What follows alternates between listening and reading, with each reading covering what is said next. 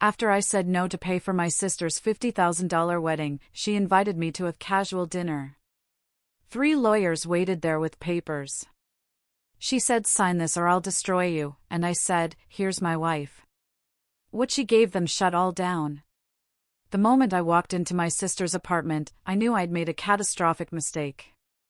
It wasn't just dinner, it was an ambush, and my entire world was about to come crashing down. 3 men in crisp suits sat at her dining table, documents fanned out like a battle plan. Chloe, my younger sister, emerged from the kitchen, a glass of wine in her hand, wearing that sickeningly sweet smile she always used right before she set someone's life on fire. I, Leo, was never supposed to be the rich one. That role was always reserved for Chloe, the golden child, homecoming queen, the one with the perfect GPA who got into every Ivy League school. Me? I was just Leo, 34, quiet, a little awkward, happier with quarterly reports than wedding plans or fashion trends. I worked in private equity, but nobody would know it. My $60 watch from college, my decade-old Honda, the house I paid off in cash 2 years ago, no debt, no drama, no desire to show off. That's why my family never truly understood what I did, and I never bothered to correct them. My mother, Diane, once told a friend I was a bank teller or something. I just smiled and nodded. It was easier than explaining leveraged buyouts and silent partnerships.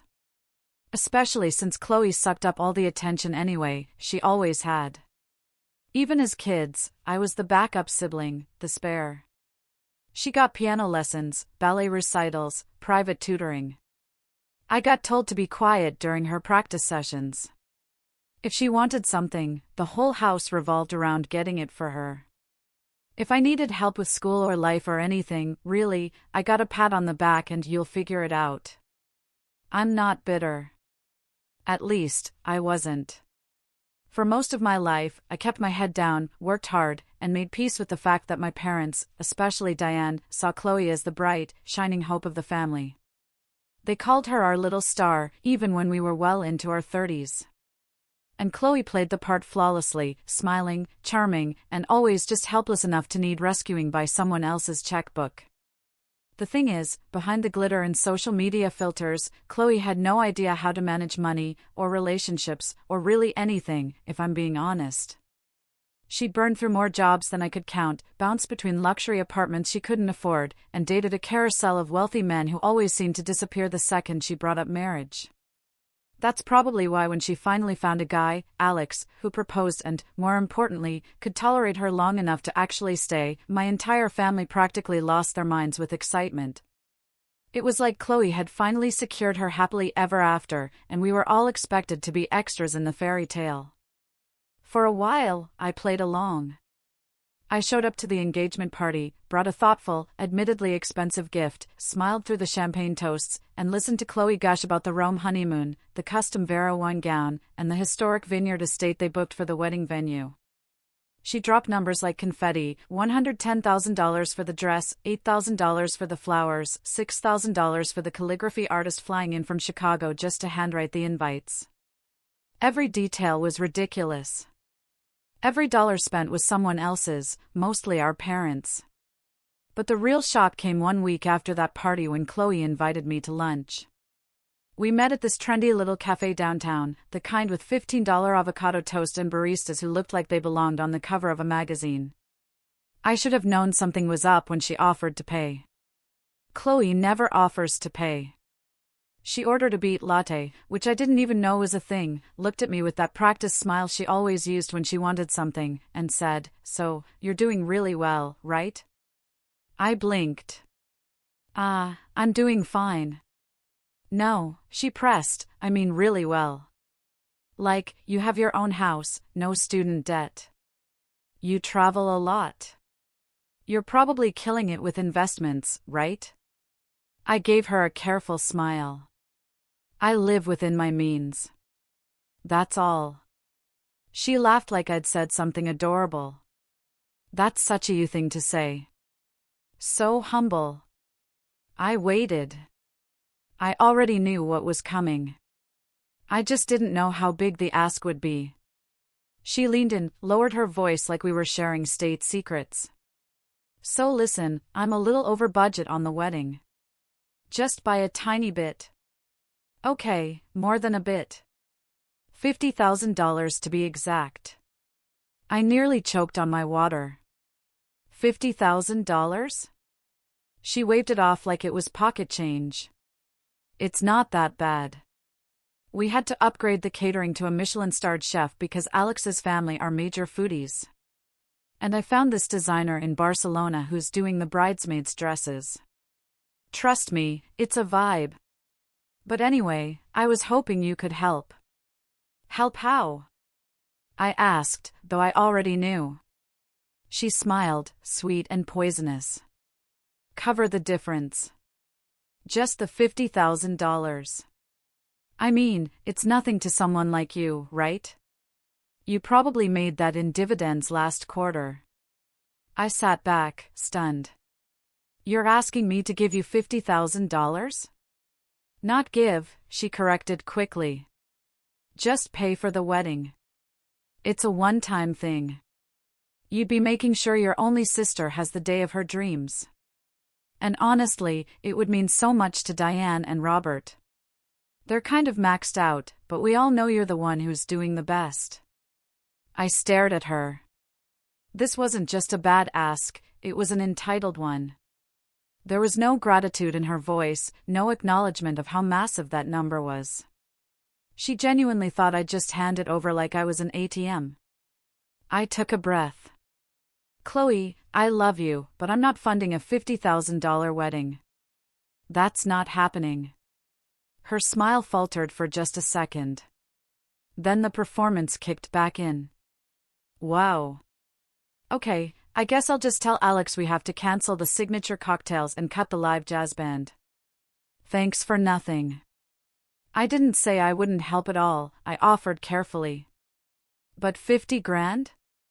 Come on, that's not reasonable. She stood up just like that, didn't even finish her latte. Fine, forget it. I'll figure it out myself. Just remember this when the time comes. And with that cryptic line, she walked out. I wish I could say I forgot about it, chalked it up to Chloe being Chloe. But something about the way she said it, that weird emphasis on the time, gnawed at me. It was a threat disguised as drama. And in my family, drama has a way of turning nuclear. 2 weeks later, I got a text from her, dinner at my place. Just us. Super chill. Let's clear the air. Smiling face with smiling eyes, I knew I shouldn't go. I went anyway. And the moment I stepped into her apartment, I knew I'd made a mistake because it wasn't just us. 3 men in suits were already seated at the table, each with a stack of paperwork. Chloe walked out of the kitchen holding a glass of wine, wearing that same sweet smile. She raised her glass and said, "Welcome, Leo. Let's talk options." And that was the beginning of the end. I stood there in the doorway, not moving. Something about the scene, 3 men in tailored suits, documents spread out like a contract negotiation, and Chloe smiling like she was hosting a garden party, felt off. Very off. My gut tightened.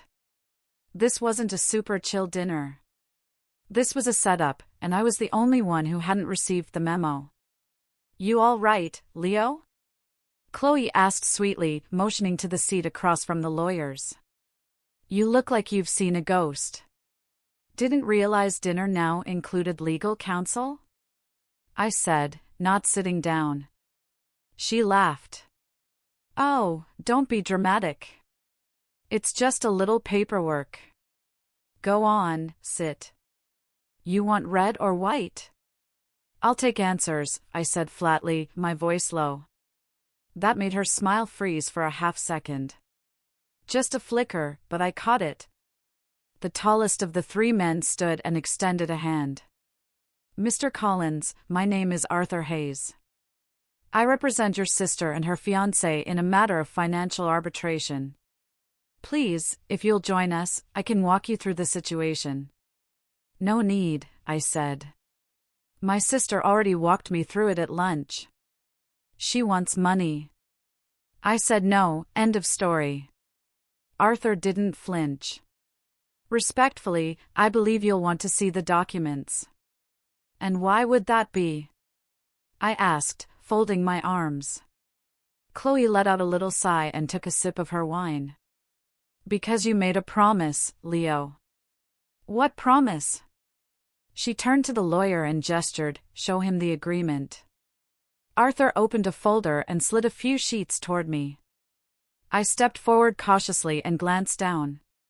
The heading read, Binding Pledge of Familial Contribution. It was formatted like a contract, complete with my name, address, and a digital signature I'd never seen before. I narrowed my eyes. What is this? Chloe's voice was syrupy sweet. It's the email you sent Diane 2 months ago, saying you'd help out with my wedding however you could. I had it printed and we added some formatting for clarity. It's been notarized. My jaw clenched. You printed my email and turned it into a fake contract? Not fake, she snapped, suddenly dropping the cutesy act. Legally persuasive. And if you don't agree to honor it, we can escalate. I shook my head in disbelief. Are you serious right now? Arthur stepped in again. Mr. Collins, we're not here to be adversarial. Our intention is to reach an amicable solution. Your sister has already made substantial non-refundable payments based on the expectation of your financial support. She's asking for follow-through. She's asking for extortion. I snapped. You don't get to turn a vague good faith offer into a $50,000 invoice. The second lawyer, a shorter guy with glasses, spoke up then. We're prepared to file a claim for promissory estoppel that includes potential damages and losses if she's forced to downsize or cancel. I stared at Chloe. You're threatening a lawsuit over a wedding? She gave me a pitying look. You left me no choice, Leo. This is my one special day. I'm not asking you to buy me a house or anything crazy. I just need your help, and you're acting like I'm a criminal. No, you're acting like one, I said, voice low and tight. You forged a contract and hired a legal team to trap me. There was a pause. Then Chloe shrugged, turning to the lawyers with a little grin. He always did like playing the victim. That was the moment something in me shifted. I don't know what exactly. Maybe it was the sheer gall of being ambushed like this. Maybe it was seeing the familiar smugness on her face, the same look she wore as a kid whenever she got away with something. Whatever it was, the anger wasn't loud. It was quiet, controlled, cold. I picked up the fake contract, skimmed it again, then looked directly at Arthur. So, let me get this straight. Your case hinges on a casual email that said I'd help out? Yes. With no specific amount listed, no terms, no timeline? Correct. And you believe that would hold up in court? He didn't answer, but the smirk on Chloe's face said everything. I'm not signing anything, I said calmly, placing the papers back down. And if you send me anything else like this, I'll file a harassment claim. Chloe's smile returned, but this time it was icy. I figured you'd say that, which is why I brought backup. She turned toward the hallway and called out, Diane, you can come in now. I blinked. Wait, what? Footsteps. Then our mother stepped into the room, arms crossed, expression tight, not angry, not sad, just disappointed. The kind of look that still hits you like a punch, even when you're a grown man. Leo, she said quietly. This isn't how we raised you. My mouth opened, but nothing came out. You promised to support your sister, she went on. We all did. Your father and I have put everything we could into this wedding. Maxed out credit cards, pulled from our retirement fund. And Chloe's done everything she can to make this day beautiful. Now you're trying to back out over money. I didn't promise $50,000, I said, trying to stay calm. That was never the deal.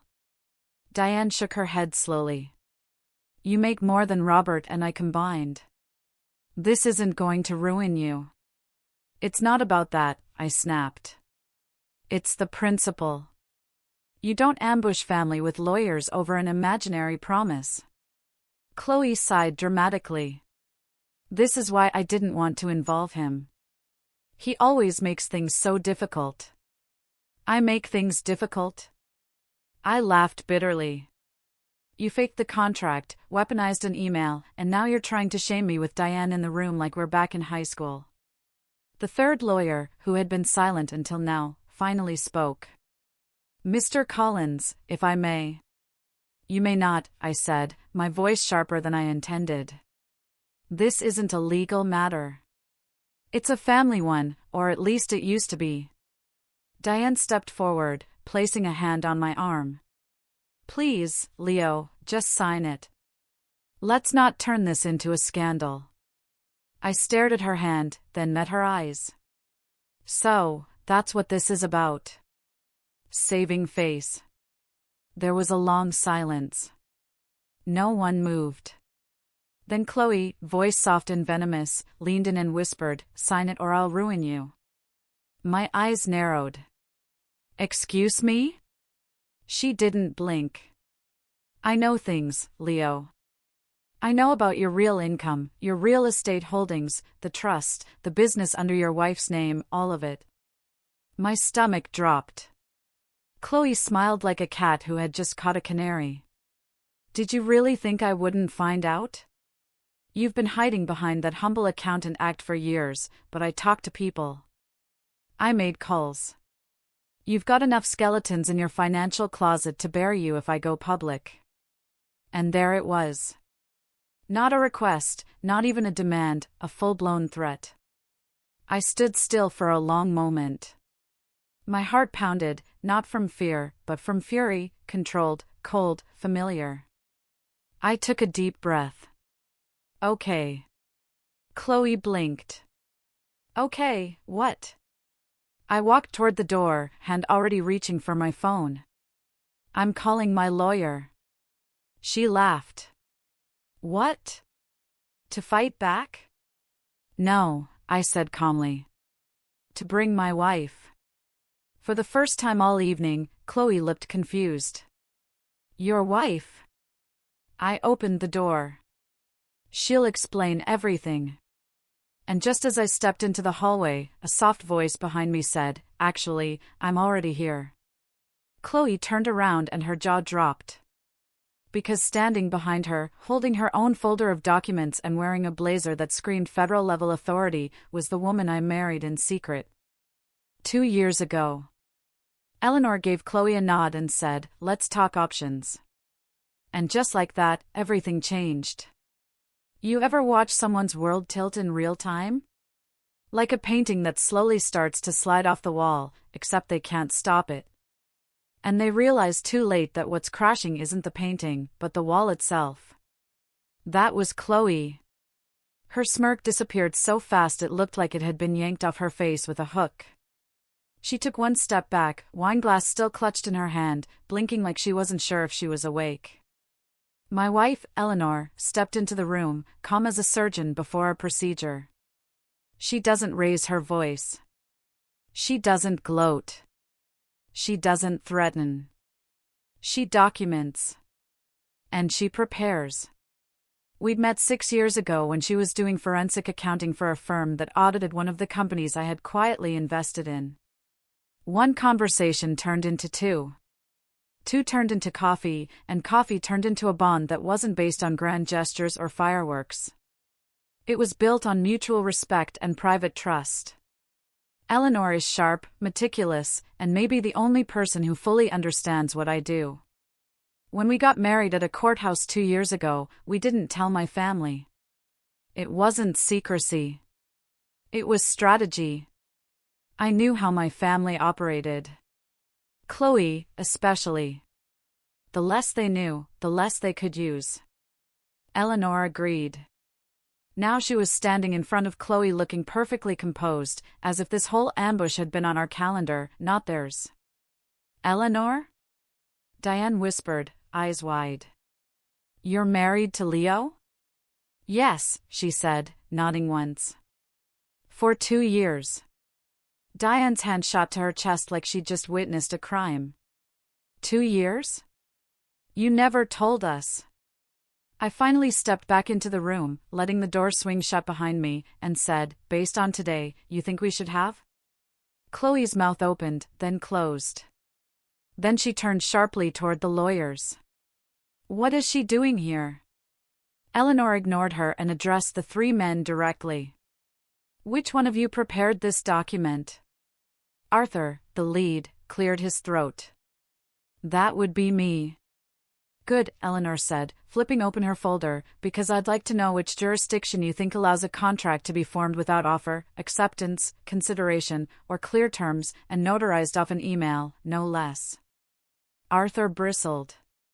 Ma'am, this isn't a formal courtroom. We're here to mediate. No, Eleanor countered, you're here under false pretenses to pressure my husband into giving up a large sum of money under the threat of reputational damage. That's coercion. Civil court would eat this alive. But you already knew that, didn't you? Chloe's cheeks were flushed now, her eyes darting between Eleanor and me like she was trying to recalculate a math problem that suddenly had more variables than she expected. Leo, she snapped. Why would you bring her into this? Eleanor turned to her slowly and without a trace of emotion. Because you tried to threaten my husband with lies, forged documents, and implied blackmail. That makes it our problem. Chloe's voice cracked. You think you can just barge into my private meeting? Eleanor held up a hand. Not aggressively, not with anger, just a simple, precise movement. Enough. The room fell silent. And then, in a quiet voice, she asked, You said you'd ruin him. How? Chloe blinked. Excuse me? You told Leo you'd ruin him. What was your plan? Leak false financials? Pretend you know something you don't? Try to discredit a man who's legally protected by 6 privacy layers and multiple holding companies? Please enlighten me. Chloe swallowed. Her facade was cracking fast. I was bluffing. It was just a scare tactic. That's not what you said 5 minutes ago. Diane finally spoke again, still frozen near the doorway. Chloe, what is going on? Chloe rounded on her. He's the one hiding things, Diane. He's been playing all of us for years. He let us believe he was just some quiet finance guy while he was sitting on God knows how much money. He let us go into debt for this wedding while he sat there with a paid-off house and some secret wife like he's better than all of us. I blinked, and that was the moment I saw it for what it was. This wasn't about money. Not really. This was about control, about the illusion of hierarchy. Chloe had always been the favorite, the chosen one, the daughter my parents built their lives around. And I was supposed to orbit her, to support, to clap, to fund her dreams without question. The fact that I had quietly built a life, a successful one, without her, without my family knowing, was the ultimate betrayal in her eyes. Not because it hurt her, but because it threatened her place at the top. Eleanor stepped forward and placed a printed packet in front of Arthur. Here's a summary of Leo's financials, redacted for legal safety. Note the asset protection clauses, the irrevocable trusts, and the offshore shields that make your little lawsuit inadvisable. Arthur picked it up with shaking fingers. Eleanor turned to Chloe. This was your last shot at manipulating him. You should have spent it better. Chloe's eyes welled up, and for a split second, I thought she might actually apologize. That maybe the weight of what she tried to pull was sinking in. But instead, she turned on me. You lied to me, she spat. You let me humiliate myself. You let me think I could count on you.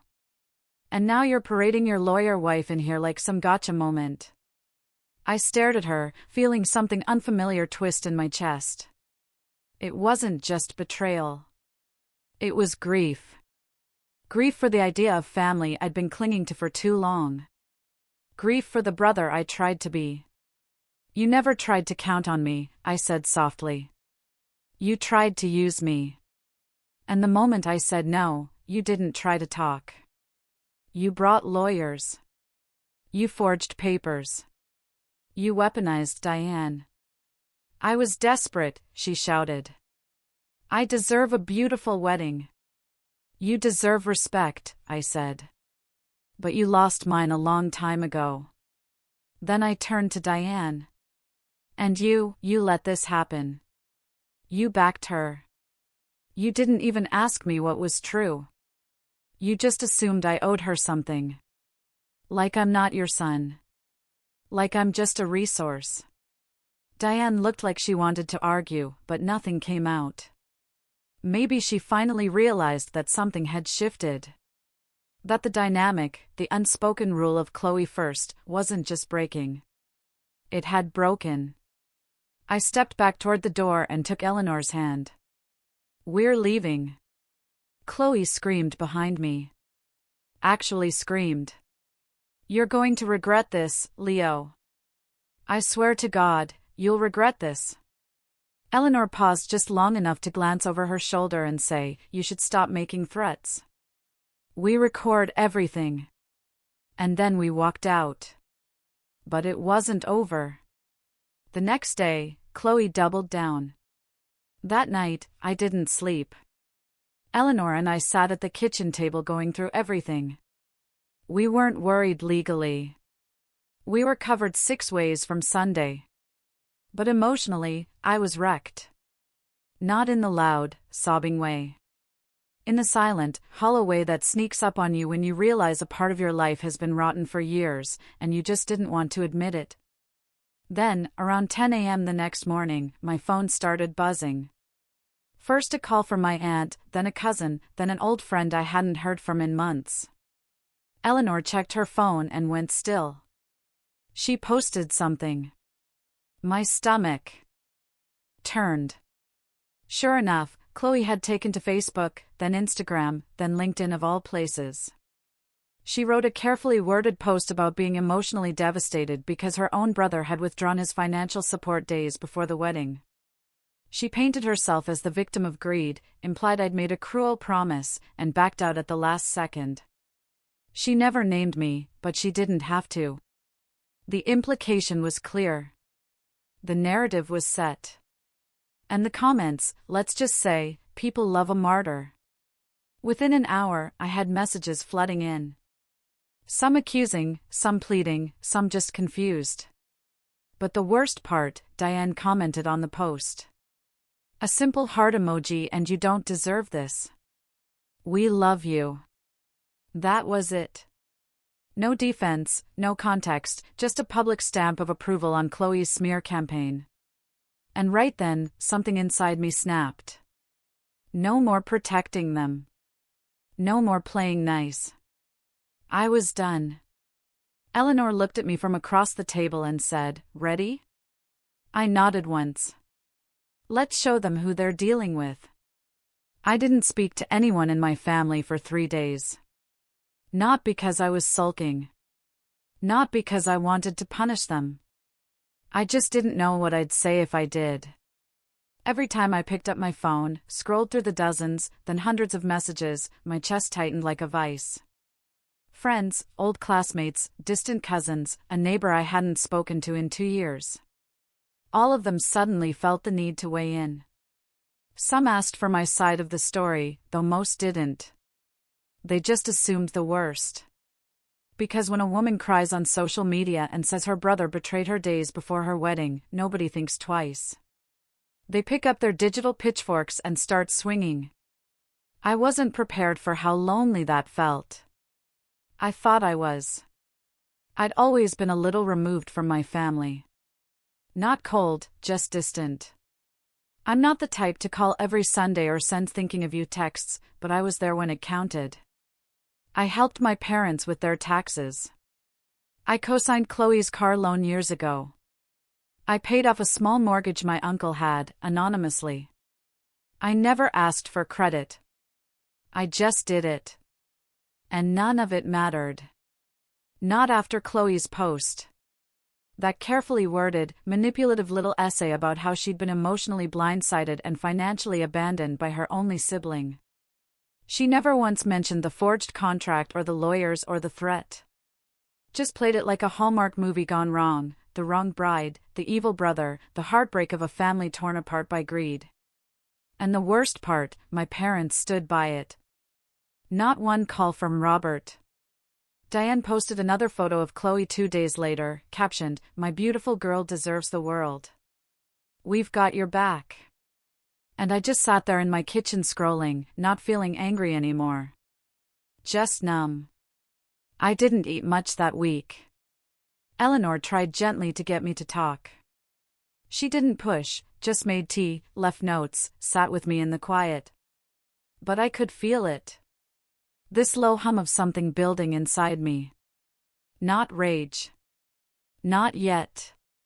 Just this cold, heavy ache in my chest that kept whispering, "You're not part of this family anymore." Not really. And maybe you never were. Day 4, I went for a drive. Not anywhere in particular. Just got in the car and went. I think I ended up somewhere near the old baseball field where Chloe and I used to ride our bikes when we were kids. The place where we built mud castles in the rain and threw crab apples at the fence when we were bored. And I sat there, staring at the empty grass, and wondered, when did she change? Or maybe did I ever know her at all? I thought about the way she used to cry when she got caught cheating at board games, how she'd always make up these elaborate excuses, claiming she didn't mean to move 2 spaces instead of 1, and then pout until someone let her win anyway. And Diane always did. "It's just a game, Leo," she'd say, "let your sister feel special." I was 8 years old the first time I realized that in our house, Chloe didn't need to follow the rules. She just needed to cry. And I didn't cry. I never did. That's when the rules changed. When I got home that evening, Eleanor was in the office printing something. She didn't say much, just handed me a manila folder and kissed my cheek. "Look through it when you're ready." I sat at the dining table for a long time, folder unopened, just listening to the distant hum of the printer still working. Eventually, I flipped it open. It wasn't revenge. Not yet. It was protection, legal documentation, asset shielding, additional privacy locks on our financials, a new will, updated beneficiary lists, a shell company structure that would make it almost impossible for anyone to find out what we owned or how we owned it. Eleanor didn't just love me. She defended me silently, efficiently. While I was unraveling, she'd been building a wall around our life, a quiet fortress. That night, I finally broke the silence over dinner. Some kind of pasta she made, which I barely tasted. "I don't think I ever really had a sister," I said. Eleanor didn't say anything. She always made me feel small, like I was useful, but not seen. "I know," she said gently. I nodded. And my parents just let it happen, over and over. I looked at her then. "Do you think that's my fault for not pushing back?"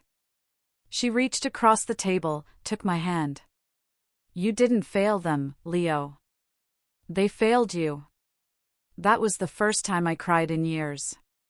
Not loud, not messy, just sat there, head bowed, tears running into my pasta while Eleanor held my hand. The next day, I woke up with a different kind of ache. Not the empty grief of being discarded. Something else. Resolve. I got dressed, made coffee, and sat down at my desk, opened my laptop, pulled up old files I hadn't touched in a while, contact sheets, ownership breakdowns, market assets, the spreadsheet Eleanor and I called the fire list, a running doc of people, businesses, and situations that had ever crossed us unfairly. Most had been harmless: a bad partner, a shady vendor, a guy who tried to undercut me during a deal and ended up getting fined for insider trading. I scrolled to the bottom and added a new name, Chloe Elaine Collins. Reason: personal betrayal, attempted extortion, family manipulation. Below it, I typed a note: do not engage emotionally. Only strategically. Because here's what Chloe never understood. I never wanted power, but I learned how to wield it quietly, efficiently, from the shadows. While she begged for spotlights and applause, she thought because I didn't flaunt it, I didn't have it. And now she was going to find out exactly what I'd been building while she was trying on dresses and writing sob stories for social media. 2 nights later, I got an invitation in the mail, an actual printed envelope with gold trim and a fake wax seal. Chloe's wedding invitation. The name was addressed to Mr. Leo Collins and guest. Financial contributor and brother of the bride. That wasn't a joke. That was actually on the envelope. I stared at it for a long time. Eleanor walked up behind me, read it over my shoulder, and whispered, "Wow, she's bold." I laughed. Not because it was funny, because it was so insane I couldn't do anything else. "She's still pretending I'm paying for it," I muttered. "Yep. And she's inviting me like this is all normal." "Yep." I held the card up, stared at the words, then dropped it into the trash. Eleanor didn't say anything. We both knew that wasn't an invitation. It was a declaration. Chloe was doubling down, still trying to control the narrative, still hoping I'd cave, show up, and smile for the cameras while pretending we were one big happy family. And as I stood there looking at that trash can, something inside me settled. I wasn't going to argue anymore. I wasn't going to plead my side to people who didn't care to hear it. I was going to act, not out of rage, but out of clarity, because I finally saw my family for what it was, a hierarchy, a show, a set of unspoken rules where love was conditional and silence was expected. And I wasn't playing anymore. But first, I needed to see something. One final conversation, one final chance. So, I called Robert. He picked up after 3 rings, sounding tired. "Leo, hey," a long pause. "This about the wedding?" I ignored that. "You busy?" He sighed. "Diane's running errands. I've got an hour. I'll be there in 30. I hung up and I knew this was the moment I'd find out if anyone in that house ever truly had my back. What I didn't know was that I was walking into the final betrayal. My parents' house hadn't changed. Same chipped paint on the porch railing. Same wind chimes clinking by the screen door. Same faded mat that said welcome in a cheerful font that hadn't matched the energy inside that home in a long time. But I noticed something new as I pulled into the driveway. The other car, Chloe's, parked perfectly in the center of the space, like she owned the whole property. It was a white BMW. At least I knew because she'd whined about the monthly payments in a group chat before she'd kicked me out of it. Shiny, loud, way too expensive. I stared at it for a second longer than I should have, then got out of my car and headed up the steps. The door creaked open before I could even knock. Robert stood there, arms folded. He looked tired, not just physically, but worn. His eyes didn't light up. His face didn't crack into a grin like it used to when I came home for a visit. He looked like he didn't want me there. "Hey, Robert." "Hey." He stepped aside without a smile. "Come in." I walked past him into the same living room I grew up in. Same recliner, same wall clock, same framed photos of Chloe everywhere, school portraits, dance recitals, a giant canvas print from her college graduation party I paid for and wasn't invited to speak at. No photos of me, not one. "Where's Diane?" I asked, not because I missed her. Just because I wanted to know how many people I'd be up against today. "Downstairs," he said. "She's making a gift basket for Chloe's rehearsal dinner."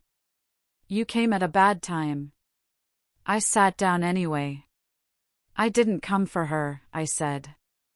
"I came for you."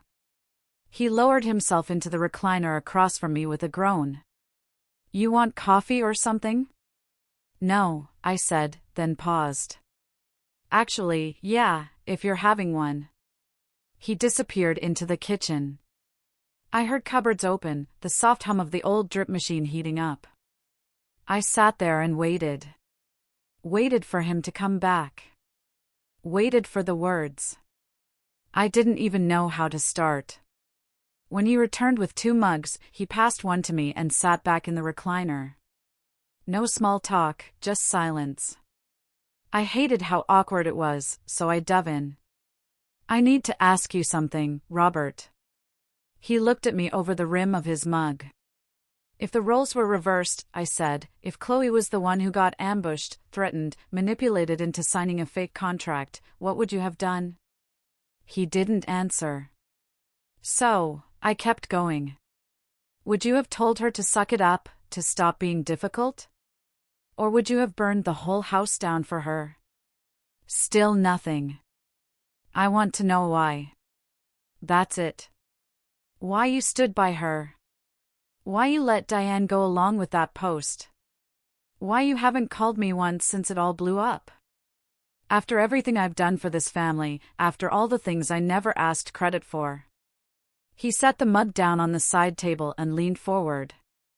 "Because you don't need us," he said. That stunned me. "What?" "You don't need us," he repeated, eyes tired but steady.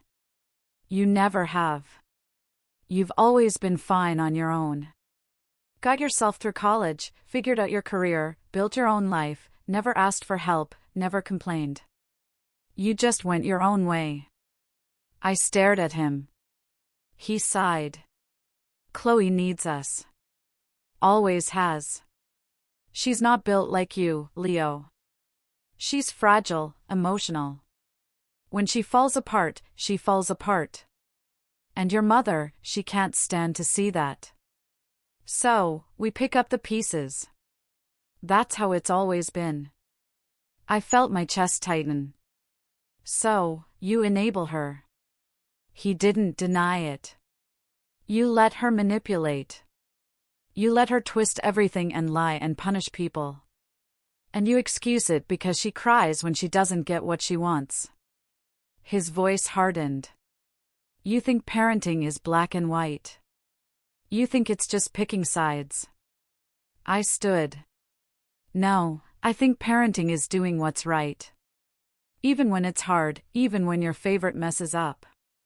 That made him wince. So, I kept going. "I didn't come here to beg for love. I came here to say goodbye." His eyes snapped up. "What?" "I'm done, Robert. With all of it. The family events, the fake holidays, the dinners where no one asks how I'm doing unless it's about taxes or wiring money. I'm out." He opened his mouth, but I raised a hand. "I'm not angry. I'm just free. I see it now. I've been auditioning for approval that was never mine to earn, and I don't need it anymore." He looked like he wanted to argue, but he didn't. He just sat back and let me walk out. That was the day I stopped bleeding. It wasn't dramatic. I didn't slam any doors.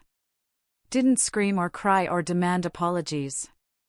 I just left. And I started to live, really live. No more forced calls. No more birthday parties where Chloe made a speech and I handed her the check after. No more being the ghost in the background of someone else's movie. Eleanor and I doubled down on our plans. We bought a second property in Montana, quiet, near the mountains. She set up her own consulting firm. I invested in a startup that helps small business owners access affordable legal protection. Something about that just felt right. We built quietly, peacefully. But that didn't mean I forgot. It just meant I stopped letting them write the story. Chloe's wedding came and went. We didn't attend, but I saw the photos. The guest list was packed with the kind of people who love being seen, fringe influencers, pyramid scheme reps, college sorority alums who were probably still paying off the trip. I recognized a few faces. And I noticed one thing right away: no mention of me. Not one, not even a lie, just erased. But I knew what that meant. She was covering. Because her entire narrative, that her brother bailed at the last second and left her heartbroken, was built on me not showing up. If I'd been there, if there had been a photo, even a whisper of our presence, her story would fall apart. So instead, she pretended I never existed, which honestly felt fair because now she didn't exist to me either. 3 weeks after the wedding, I got a call, blocked number. I let it go to voicemail, then listened. It was Diane. Her voice was tight, cold, practiced. Leo, I don't know what kind of sick point you were trying to make by skipping the wedding, but your sister was humiliated. People asked questions. People whispered. She cried. She couldn't even enjoy her honeymoon. I hope you're happy. Don't bother calling back. That was the last message I ever received from her. And I never did call back. But here's the thing about walking away. You can only do it cleanly if you've tied up your own loose ends. So I spent the next few months making sure there were no strings left. I moved every last account into structures Chloe couldn't sniff out. Liquidated the trust she mentioned and restructured it into an entity with a board of 3, none of whom are blood-related. Sold off the holding company attached to my old family name. Started a new one. Quiet, sleek, tightly controlled. Eleanor's firm flourished. She took on clients who'd been burned by family business disputes, inheritance dramas, prenups gone wrong. Our reputation grew. Not loud, but respected. People knew us, not because we shouted, but because we listened. And when we acted, it was final. Then one day, about 6 months after the wedding, I got an email. Subject line, urgent help needed. It's Chloe. I nearly deleted it without reading, but something made me open it. It was from Alex, Chloe's husband. I stared at the name for a long moment. We'd barely spoken before. The guy had always seemed like a placeholder with expensive shoes, but his message was short. Hey, Leo, I don't know who else to ask. I know there's a lot of bad blood, and I'm sorry for that, but Chloe's gotten us into something financially. It's big, and I think we're in serious trouble. Can you please call me? I didn't reply. Not right away, but I forwarded it to Eleanor. She read it, closed the screen, then just said, "She's slipping." And I nodded. Not because I was happy, but because I knew that was the beginning of the unraveling. And this time, I wouldn't be the one to catch her. I didn't reply to Alex's email for 3 days. Not out of pettiness, not even to let him sweat. I just needed time to think. I needed to decide what kind of man I wanted to be. Because when someone betrays you publicly, deeply, and with every intention of making it hurt, it changes you. Not instantly, but like slow poison. You start asking yourself questions you wouldn't have dared to ask before. Like, what if I didn't forgive? What if I didn't walk away this time? What if I made them feel it? For months, I had told myself that walking away from Chloe, my parents, the whole rotten family ecosystem, was the revenge. That living well, privately, and securely was its own kind of justice. And maybe it was for a while. But now they were bleeding and they were coming back to me. Not with apologies, not with humility, but with need. So, I made a decision. I wouldn't ignore the email. I'd reply. Not because I wanted to help, but because I wanted to see what happened when Chloe realized the person she tried to destroy held the last lifeline she'd ever get. I waited until a Thursday evening, just past 7 p.m., then replied to Alex with a single sentence. Let's meet tomorrow, 9 a.m. Your office. Just you. I didn't tell Eleanor right away. She had a client call that night with someone in Australia, and I didn't want to distract her. But when I woke up the next morning, I found a sticky note on my monitor. Whatever you decide, I'm with you, V. She always knew. Alex's office was in a high-rise downtown. Nothing fancy, just a mid-tier suite in a shared workspace hub. When I arrived, the receptionist looked startled when I said his name, like she wasn't used to people asking for him directly. He met me at the door himself, wearing the same panicked look I remembered from the few family functions we both suffered through. Leo, he said, voice tight, trying too hard to sound casual. Thanks for coming. I didn't shake his hand, just followed him in. He'd cleared the room. No assistant, no coffee, just a whiteboard with half-scrubbed numbers and a table with 2 chairs. I took the one closest to the door. He sat across from me, wringing his hands. I know this is weird, he started. And I'm sure you have every reason to hate us, her especially. But I really need your help. And I thought maybe you'd hear me out. I'm listening, I said, cold, controlled. He took a breath, then started unraveling. Apparently, shortly after the wedding, Chloe had started a side business, some kind of wedding consultancy/influencer brand. She called it Elegance by Chloe, which honestly sounded like a candle line from a gas station, but whatever. The plan was simple. She leveraged the success of her own wedding, the one she pretended I paid for, to launch a luxury planning service targeting brides with 6-figure budgets. She hired a PR firm, bought followers, rented out a fake office for social media content, took on 3 clients, and made huge promises she couldn't keep. And then it got worse because Chloe didn't just overpromise. She took deposits, large ones. And when her vendor contacts flaked because she never paid them. And when deadlines passed and refunds were demanded, she did what Chloe always did. She blamed someone else. This time, Alex. She told them I was handling the books, he said, his voice breaking a little. She CC'd me on emails with fake spreadsheets I'd never seen. Used my name on invoices. I didn't even know until 2 of the clients sent me legal threats. I didn't say anything, just watched him squirm. She forged a business account in both our names, he continued. She listed me as a co-founder on the website.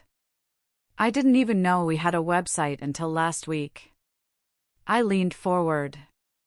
And now she's gone, he said quietly. I blinked. Gone? He nodded. Vanished. Her phone's off. She drained the joint account.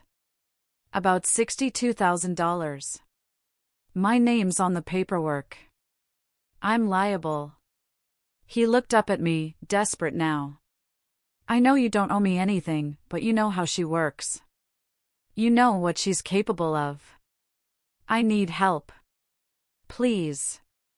I let the silence stretch. Then I said, you married her. He looked like I'd punched him. I know, he whispered. You had every opportunity to see who she was, I continued. You watched her lie to her clients, threaten her own brother, forge a contract, manipulate my mother, and you stayed. I thought she'd change. She never even pretended, I said. He went quiet and I leaned back in my chair. I'm not bailing you out, I said. His face fell, but I added, but I'll give you something better. He blinked. I reached into my briefcase, pulled out a slim file, and slid it across the table. What's this? Her paper trail, I said, all of it. Every fake vendor account, every offshore account she dipped into, every identity she's used to file contracts. She left a mess behind when she tried to disappear. You just didn't know where to look. He opened it, started skimming, his eyes widening with every page. I have more, I added. Emails, IP logs, video evidence. A signed NDA she forced one of her assistants to eat, then posted screenshots of the same conversation to Instagram, violating the terms. Alex stared at the papers like they were radioactive. You can take this to court, I said. Clear your name. Prove she committed fraud. You'll still take a hit. Your name's on too much, but you won't go to prison. His hands were shaking. Why are you doing this? He asked. And for the first time, I let myself smile. Because I'm not like her. Then I stood. I don't want her life ruined. I just want it honest. And with that, I walked out. The next day, Eleanor and I got breakfast at our favorite place, this little bakery that only opens before noon and doesn't advertise. We sat by the window, watching the lights spill across the cobblestone street, sipping strong coffee and eating warm almond croissants. I gave Alex the file, I told her. She didn't look surprised. How did it feel? Strangely good. You think he'll do the right thing? I shrugged. Doesn't matter. The right information is in the right hands now. If he buries it, that's on him. If he fights her, well, I'm not finished helping yet. She smiled, brushing crumbs from my sleeve. So, it begins. Not yet, I said. This is still the setup. She raised an eyebrow. And what's the play? I leaned in. She stole $60,000 from 3 clients. That's traceable. I gave Alex enough to cover himself, but not enough to chase her. Not yet. You're baiting her, she said. She needs money. She's arrogant, desperate, and out of options, I said. Eventually, she'll come back for more. Eleanor tapped her mug thoughtfully. So, you're just waiting? I nodded. When she resurfaces, she'll try to tap an old well. She always does. That's when I'll know where she is. And once I do. I didn't finish the sentence. I didn't need to. Eleanor just reached across the table and touched my hand. And in that moment, I knew this time when Chloe came knocking, I wouldn't just be ready. I'd be waiting with receipts, with leverage, and with the kind of quiet power she never saw coming. It took months. For months of silence, of waiting, of pretending to move on while I knew deep in my gut that Chloe wasn't gone. People like her don't disappear. They retreat. They regroup. And when they come back, they do it with a mask and a story and just enough fake vulnerability to make people forget how dangerous they really are. I didn't need to chase her. I just needed to wait. And sure enough, one evening in late April, while Eleanor and I were cooking dinner in our new place in Montana, her phone buzzed. She looked at the screen, arched an eyebrow, and handed it to me. Blocked number, no caller ID, but the voicemail, it was unmistakably her. Hey, I know I'm probably the last person you want to hear from. I'm in a weird place right now, and I'm trying to fix things. I know we left things messy, but I think we should talk. You're still my brother, and I miss you. I hope you're okay. Call me back, please. Eleanor muted the speaker. She's fishing. She's broke, I said calmly, stirring the pasta. She ran out of bridges to burn. We didn't reply. Not yet. But that night, I sat at my desk and pulled up a file I hadn't touched in months. Chloe_P3.psw. I opened it, reviewed every line, confirmed every contact was still valid. And when I finished, I sent one email, just one, to a friend named Samira. Samira works in compliance at a well-known event venue chain, the kind that caters to high-end weddings, galas, and fundraisers. We'd helped her once when she got roped into a bad deal through her ex-fiancé. Eleanor cleared the legal side. I handled the financial cleanup. Samira owed us, and she pays her debts. The very next day, Chloe reappeared online. Subtle at first, a fresh Instagram post, grainy sunset, vague quote, life is about rebuilding, not regretting. Then a new Facebook page, Chloe Collins Events, logo in gold script, luxury wedding planning with heart. No mention of elegance by Chloe. That name was dead. This was a rebrand. She even listed a new LLC in Nevada. Private registry, no address. Clever, but not clever enough. Because within a week, her real identity started bleeding through. Client tags, hashtags, photos with her face, her voice and stories, her testimonials. All curated, all fake. But I didn't stop her. Not yet. I let it grow.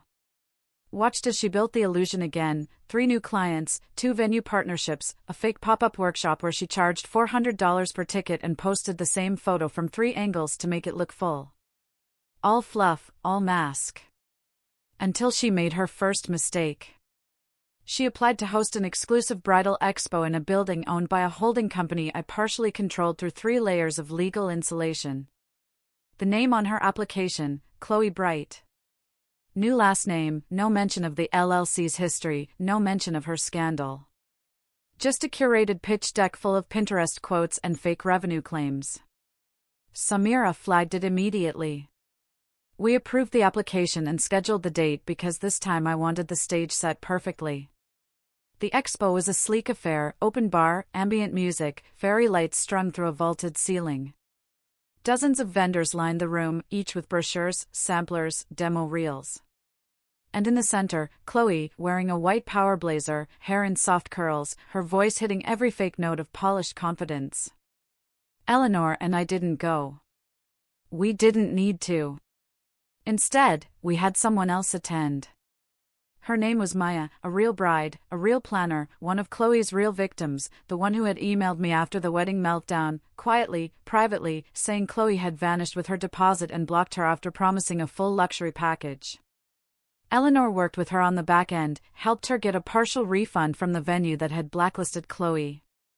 And when we asked if she'd be willing to show up and ask some questions, Maya didn't hesitate. She brought a friend with a camera. Not a big one, not obvious. Just a little clip-on mic and a lapel cam hidden inside her handbag. The confrontation wasn't dramatic. It was quiet, professional. Maya walked up to Chloe's booth, smiled politely, and said, "Hi, I'm Maya. I think we worked together last year." Chloe blinked, hesitated, then smiled like nothing happened. "Oh, right, Maya. So good to see you again." Maya nodded. "Yeah, I was just wondering whatever happened to Elegance by Chloe. That's what your invoice said." Chloe froze for just a second. "Oh, I rebranded," she said, waving it off. "New direction." "And the deposits you collected?" Maya asked. "Did those rebrand too?" People nearby started listening. "Just 1 or 2? Enough." Chloe stiffened. "I'm sorry." "What is this?" Maya smiled. "Just making conversation. Or should we continue it somewhere else?" Chloe backed up a step, then turned and walked. Not fast, not loud, just vanished behind a curtain. Maya didn't follow. She didn't need to, because by then the mic had done its job. The video hit 3 small industry blogs within a week. No accusations, no threats, just a quiet little article titled, "Why Are So Many Brides Missing Refunds from Chloe Collins?" The post linked to receipts, contracts, dates, photos, LLC registrations, voicemails, no commentary, just facts. And people started talking. Vendors pulled their contracts, clients canceled bookings, venues flagged her name in their CRM systems. And then came the big one. A Texas bridal magazine. That had featured her in a top 10 planners to watch spread. They issued a quiet retraction. No drama, just a note in the next issue. Correction, we are no longer affiliated with Chloe Collins or Chloe Bright events. And Chloe vanished again. This time for good. But that wasn't the real revenge. That was just cleanup. The real revenge was quieter. A month after the expo collapse, I flew back to the city for a meeting with a real estate development group. Nothing dramatic, just business. On the way out of the hotel, I passed a woman holding a phone up to her face, pacing in the lobby in sweatpants and a hoodie, whisper screaming into her mic. It took me a second to recognize her. Chloe. Pale, hair pulled back, no makeup, no audience. I didn't stop walking, but I slowed just enough to hear a single line. "I don't have the money." "Okay, I'm trying. I just need more time." I kept going. Didn't turn. Didn't look back. Because that was the moment I knew it was done. She would never recover. Not fully. Not in the same world she once ruled with filters and lies and forged documents. Her reputation wasn't ruined by scandal. It was erased. There was no one left to clap. No one left to believe her. And the silence was louder than any courtroom. Later that week, Eleanor and I sat on the balcony of our Montana home. The air was cool. The sky was clear. Our phones were off. I told her about the hotel. She didn't say anything at first, just sipped her tea, then asked, "Do you feel better?" I thought about it, took a breath, and said, "No, I feel clean." Fallout never happens in one explosion. It happens in echoes. Tiny, creeping aftershocks that travel through everything you thought was stable, reshaping it piece by piece until the old version of your world is gone for good. For me, it began with a phone call. Not from Chloe, not from my parents, but from a lawyer. A young man with a calm voice who introduced himself as representing Alex Collins in a joint civil proceeding. "We're filing a case against Chloe Collins under her legal name," he said. "Your sister. You've been listed as a potential witness for the defense. Given your previous experience with her conduct, would you be open to speaking with us?" I leaned back in my chair, staring out the window at the mountains. Eleanor was on the porch reading something on her tablet. "Has she been served?" I asked. He hesitated. "She has.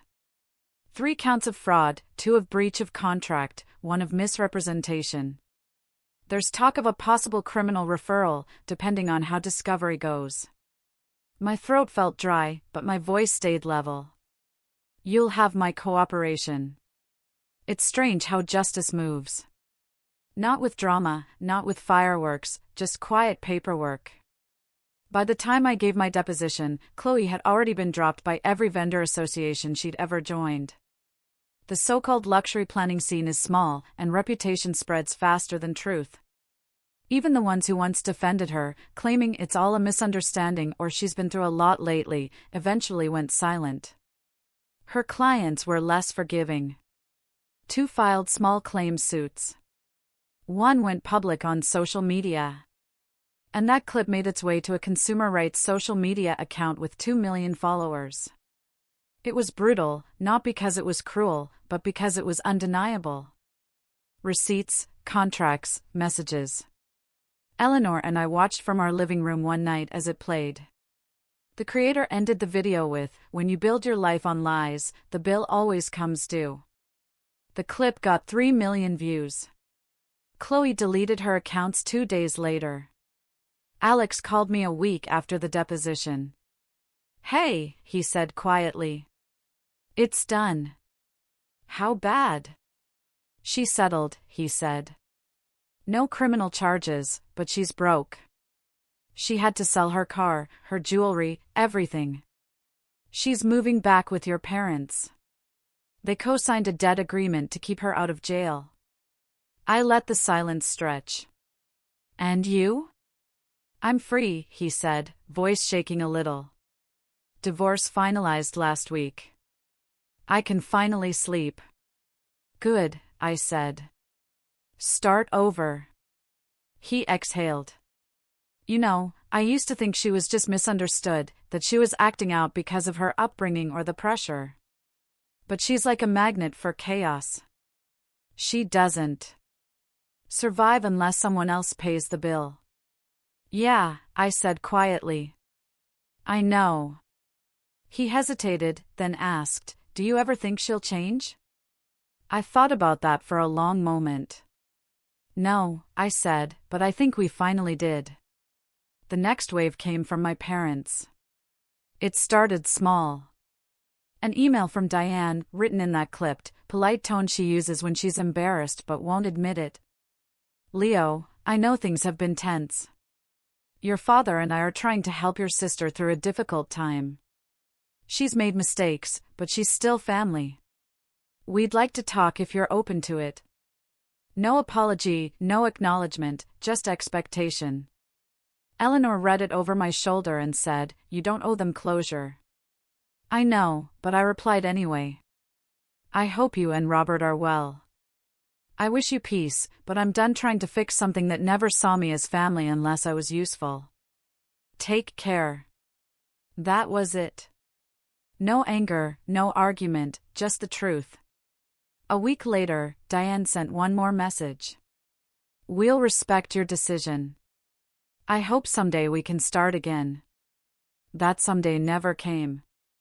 And I didn't wait for it. 6 months later, life looked different. Eleanor's firm had grown into a full-fledged consultancy.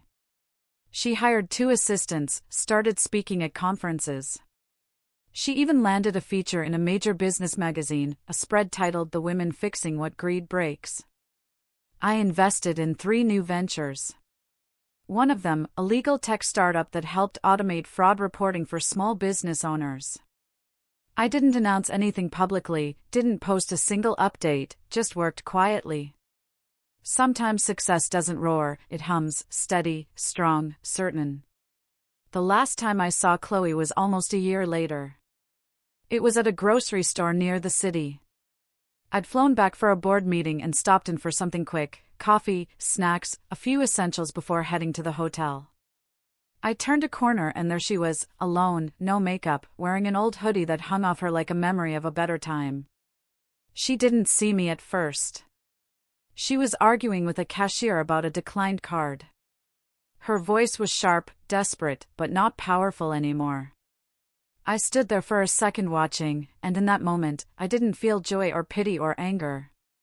I just felt done. She looked up and for a flicker, our eyes met. Her expression shifted. Shock, then something else.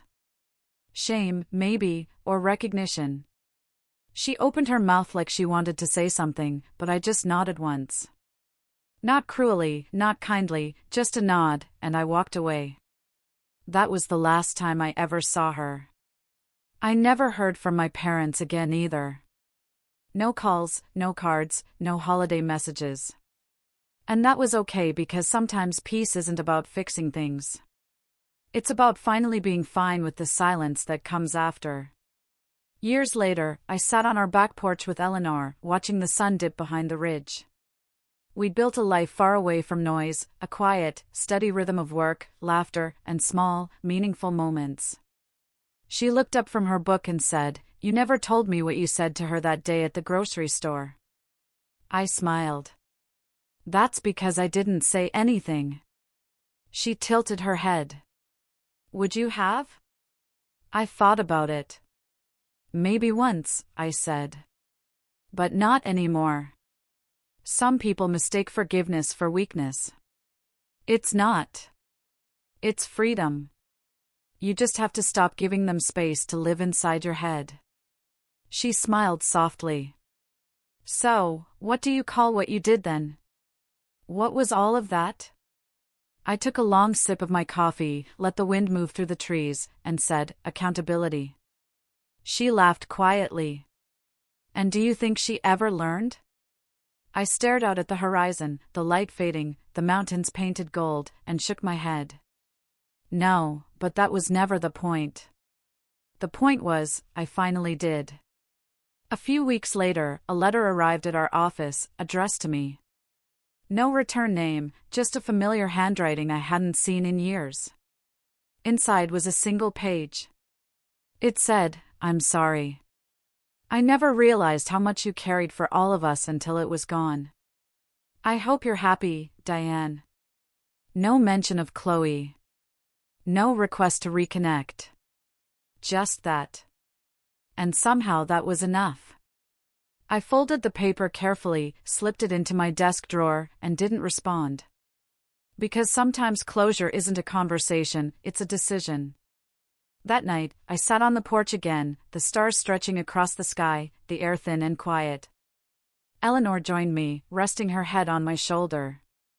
"Do you ever miss them?" she asked. I thought for a moment. "Sometimes," I said.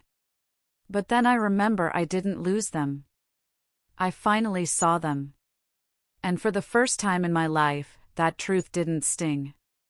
It felt like peace. Real, solid, unshakable peace. I turned to Eleanor, kissed her temple, and whispered the last thing I'd ever say about any of it. A quiet truth that had been years in the making. The only ending that ever really mattered. They taught me everything I needed to know about loyalty by breaking it. And with that, I finally let the past go. What would you have done?